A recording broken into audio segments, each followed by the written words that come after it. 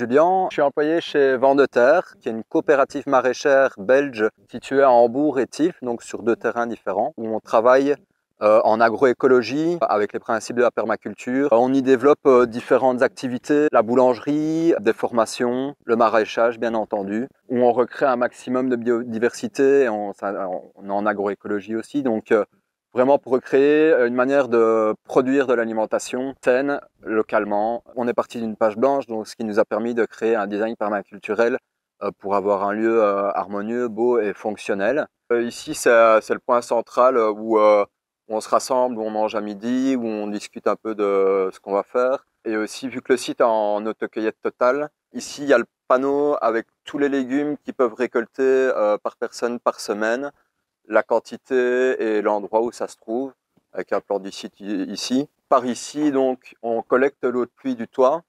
Et donc, ça nous permet d'avoir de l'eau pour rincer les légumes grossièrement. C'est vraiment très ingénieux parce que ben voilà, c'est connecté à la toiture et on voit que vous utilisez la gravité, vous mettez la cuve de réception un peu en hauteur et puis tout simplement avec la gravité et la baignoire, ça va permettre de nettoyer les légumes ça c'est les personnes qui se le font en autonomie Ouais, aussi ouais. ouais, Ok. tout à fait. On a des produits transformés avec des légumes de chez nous, des jus qu'on a fait presser et des œufs. Là c'est super, on est dans la serre et on voit il y a quelque chose de bien fonctionnel. Qu'est-ce que c'est en fait Ouais, donc en fait, c'est des clips Pélican. Donc ça fonctionne avec une tige métallique qui est accrochée là en haut sur une corde qui fait toute la longueur de la planche. Donc voilà, c'est un principe comme ça. On vient prendre la branche ainsi et on vient clipser sur la tige. Donc par exemple ici, mon concombre, je le fais remonter, je le prends dans le clips et hop là. Et voilà, donc là il peut bien continuer de grimper et ça soutient quand même pas mal de poids. Ah ouais, donc c'est génial. On voit qu'il y a une partie un peu, je sais pas, molletonnelle, je sais pas si c'est le bon mot que j'utilise, mais en tout cas c'est mou, donc ça étrangle pas la plante. En effet. Ça se défait, ça se refait, donc d'une année sur l'autre vous le réutilisez. Ça se clipse très facilement sur la barre qui est réutilisée chaque année, et puis elle aussi, elle s'enlève, elle se remet facilement. Donc une fois de plus, on gagne du temps, c'est pratique, c'est Clairement. réutilisable, c'est super. Donc le tutorage nous prend beaucoup moins de temps, je trouve plus respectueux de la plante, et en effet, ça se réutilise d'année en année. Donc les mousses, on les nettoie quand même pour éviter de propager les maladies d'une année à l'autre. Les tiges aussi, mais voilà, c'est du matos, c'est un investissement de base, mais on le garde pour des années et des années, que les cordes un peu moins. Faites pousser des haricots et tu as une technique un peu particulière, sympa pour gagner du temps. Tu peux nous l'expliquer s'il te plaît? Ouais, voilà, donc on met en tipi des paillasses à béton. En dessous, on paille pour éviter que, donc on met du miscanthus pour éviter que les adventices repoussent plus vite et aussi pour garder l'humidité. Et donc du coup, les haricots rames ou les petits pois vont venir grimper comme ça. Donc en fait, nous, on n'a plus à se soucier de devoir les tutorer. Elles font 2,5 m, 2,5 m de longueur et vous pouvez les enlever et les remettre facilement. Donc c'est Ouais. hyper pratique et ça c'est durable. Avant Voilà. que ça se dégrade, il y en a, vous allez les utiliser pendant très longtemps. Voilà, et donc c'est super durable. Et donc nous, une fois qu'on l'enlève, on enlève vite fait le reste de plantes. Puis après, on le laisse passer tout l'hiver au gel et tout. Et donc après, c'est facile de tout enlever et qu'elle soit saine pour l'année d'après, quoi. D'accord. Et là, le paillage, le miscanthus, tu disais, c'est ça? Ouais, Donc c'est une sorte de graminée en fait qui est produite localement, tu disais, pas très loin voilà, d'ici. donc elle est produite à 30-40 km d'ici. Donc c'est de la graminée qui est broyée. Et ici, c'est top parce que c'est assez facile à mettre, c'est facilement manutentionnable. Et ça fait un bon couvert, donc ça garde vraiment l'humidité et ça limite l'apparition des adventices. Super. Voilà, mais dans les petits jardins, petits potagers, on peut aussi planter soi-même du miscanthus à côté de vos parcelles de culture. Ça peut se faire, c'est super. Ici, donc, c'est un système d'arrosage aussi qui permet de gagner du temps. Ouais, donc ça c'est la table de marée ou table de trempage. On la remplit entièrement et là ici par exemple on a une vingtaine de caisses de motte. Donc ça permet de nourrir les plantes par le sol. Comme ça elles s'habituent aussi à aller chercher l'eau dans le sol plutôt que à la recevoir d'en haut. Donc Puis c'est top. on arrose à un seul point, puis ça va se répandre partout et on gagne du temps aussi pour arroser tout l'ensemble. C'est ça. Oui, tu disais, les planches alors, elles ont une largeur bien précise. Vous vous inspirez de Jean-Martin Fortier hein, au Québec, hein, donc qui fait du maraîchage sur micro-espace. C'est ça? Ouais, donc en fait, ouais, nos planches font 80 de large. Pourquoi pas plus, pourquoi pas moins, parce que c'est adapté aussi à nos outils, donc les grelinettes campagnols. Mais aussi, c'est d'un point de vue ergonomique. Si tu as une planche plus longue, pour arriver au centre, tu dois quand même aller te mettre en déséquilibre ou autre. Que ici, tout en restant bien droit, on s'est quand même travaillé sur l'ensemble de au moins la moitié de la planche, donc de part et d'autre. Et donc nos chemins font eux 40. C'est aussi adapté à un certain confort pour ne pas être complètement en équilibre entre les planches et pour pouvoir faire passer des caisses ou même des brouettes pour travailler plus aisément, quoi. Bon alors nous ici on travaille beaucoup aussi avec le cordeau. Ça nous permet d'avoir des planches bien droites pour éviter d'avoir des dédales et autres. Quand on passe avec une brouette, on va droit. Si on doit travailler avec des caisses aussi, ça nous permet de pas dans les tournants venir casser ou abîmer les légumes sur les côtés. Là aussi, il y a un côté économique ici, et donc plus on est organisé, et plus on gagne du temps aussi C'est quelque ça. part. Hein. Il y a une question d'efficacité, de rentabilité aussi et de confort de travail aussi, vu qu'on passe la journée à faire ça.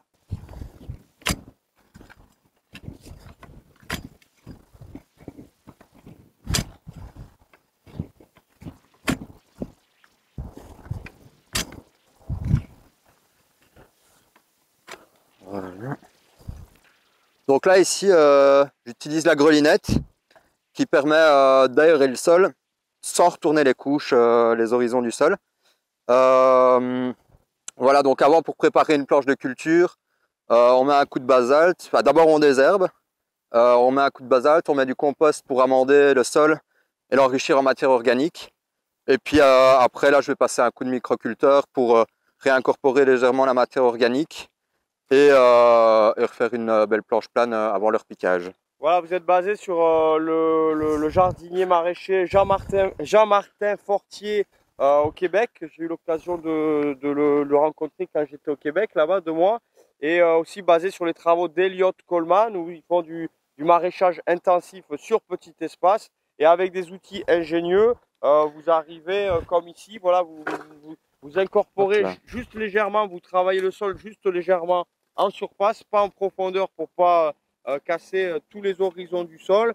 C'est une de vos techniques, hein. Vous avez d'autres techniques en non-travail du sol aussi. Et là, avec ceci, on voit que vous avez fabriqué un outil. Et si tu peux nous l'expliquer, c'est super. Hein.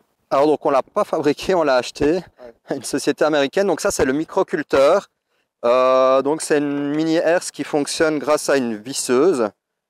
Et donc là, grâce à la corde ici au-dessus, ça va faire fonctionner l'arbre. Et donc ça va un peu travailler le sol. Donc ici, on se met comme ceci et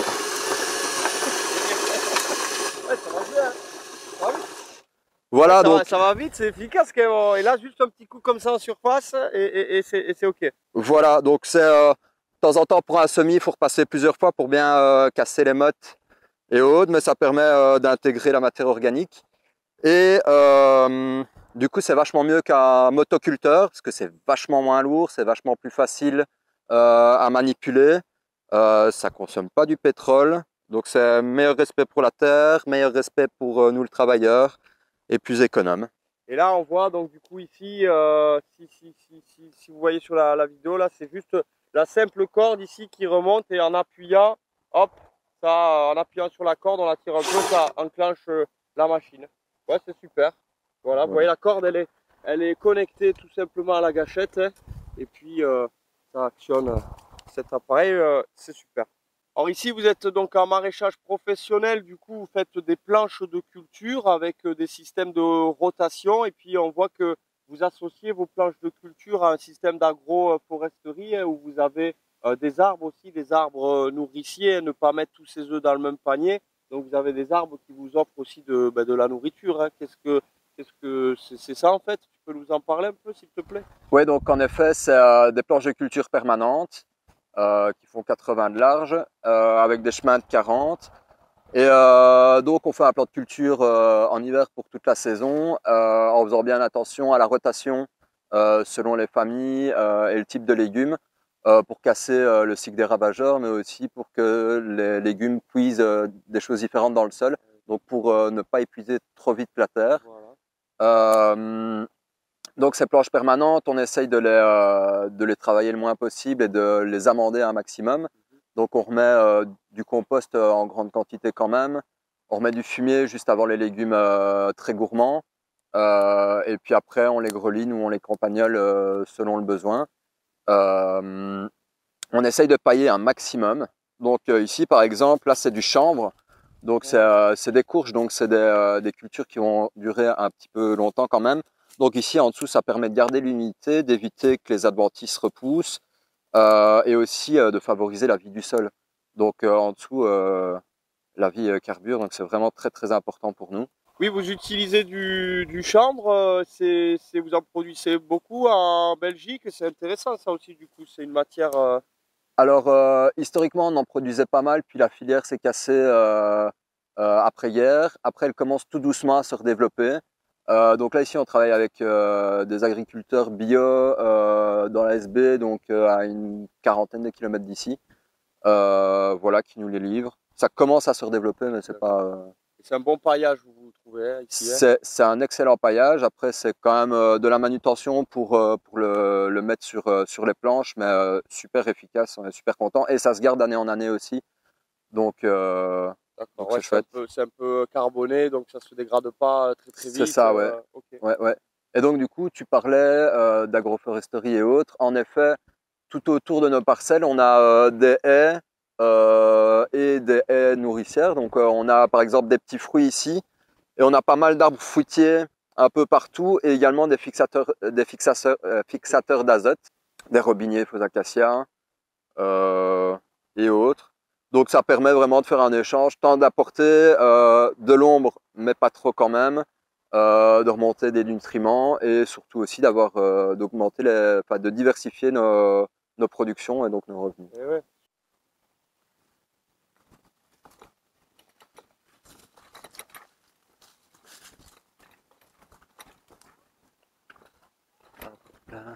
Bon, on va aller.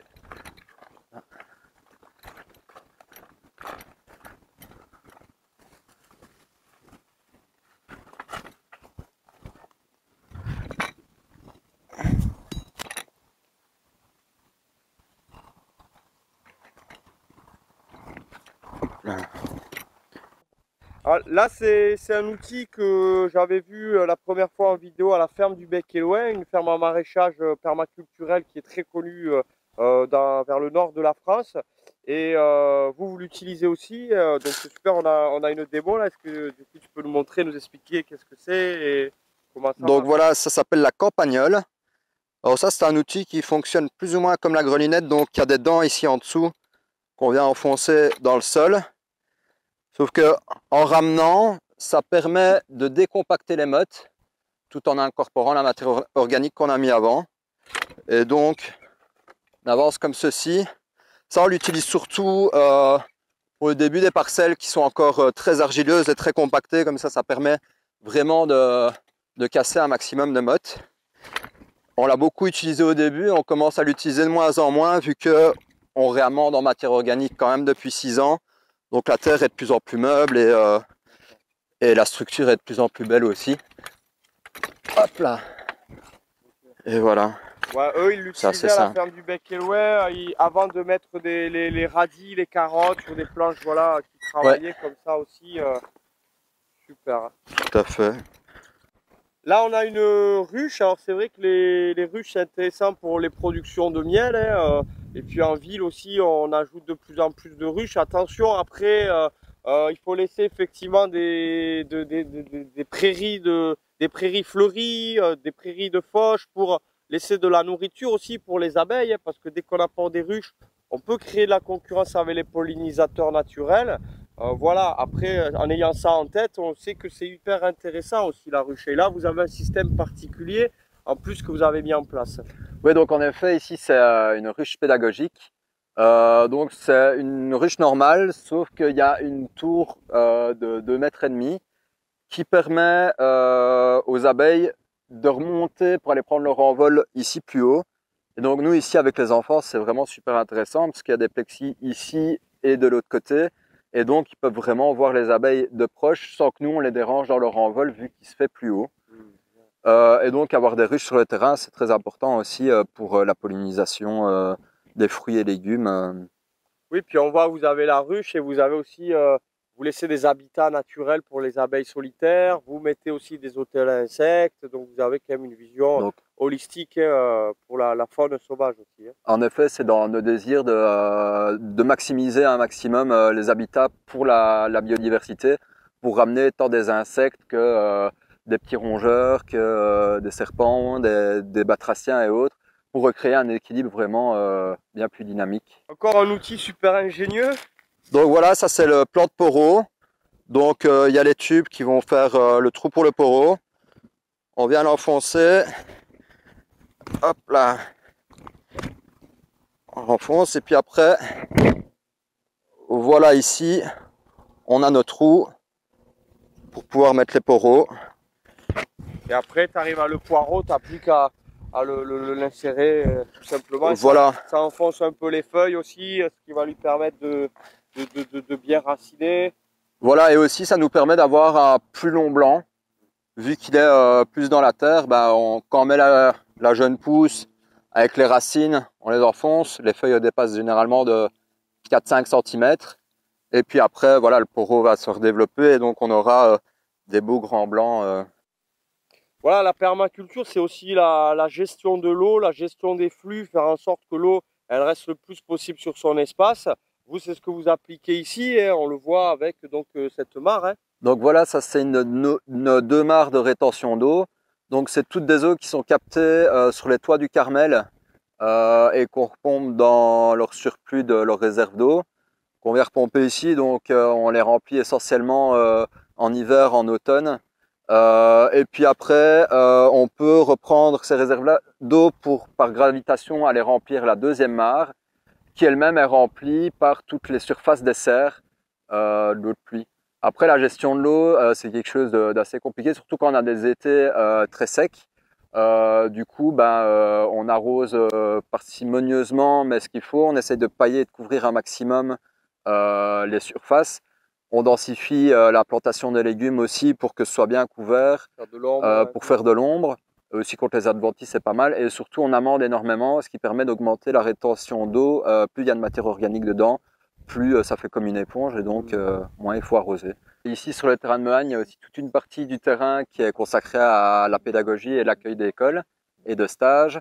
Donc ici, ça va, on accueille l'accueil donc des petits bouts de 2 ans et demi jusqu'à la 6e primaire, donc plus ou moins 12 ans.